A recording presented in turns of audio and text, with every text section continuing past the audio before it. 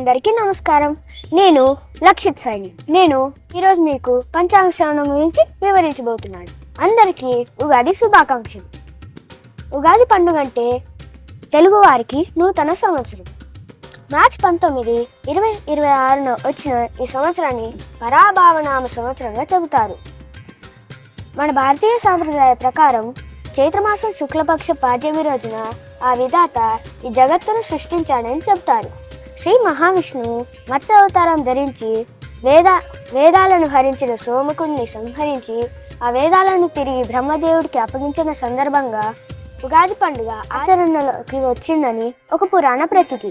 ఈ పండుగను మన తెలుగు ప్రజలు ఎంతో ఇష్టంగా జరుపుకుంటారు. ధన్యవాదాలు. అందరికీ నమస్కారం. నా పేరు గౌతమ్. ఉగాది అంటే మనకు ముందుగా గుర్తుకు వచ్చేది పంచాంగ శ్రవణం. ప్రతి సంవత్సరం చైత్ర మాసంలో శుక్లపక్షం పాడ్యమి తిథి రోజున ఉగాది పండుగ జరుపుకుంటాం. ఉగాది అంటే యుగానికి ఆది అని అర్థం. ఒక్కో ఏడాది వచ్చే ఉగాదిని ఒక్కో పేరుతో పిలుస్తారు. ఈ ఏడాది అంటే విశ్వావసునామ సంవత్సరం మార్చి 18 తేదీతో ముగుస్తుంది. మార్చి 19వ తేదీ ఉగాది పండుగ రోజు నుంచి శ్రీ పరాభవనామ సంవత్సరం మొదలవుతుంది.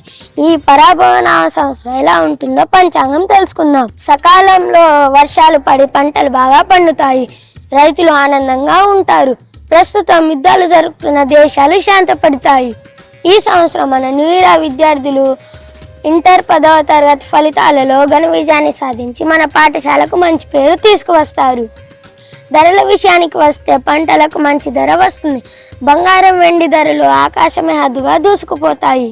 ఈ ఉగాది పండుగ ప్రతి ఒక్కరి జీవితాలలో ఆనందాలు నింపాలని, ప్రజలందరూ ఆయురారోగ్యంతో ఉండాలని కోరుకుంటున్నాను. ధన్యవాదాలు.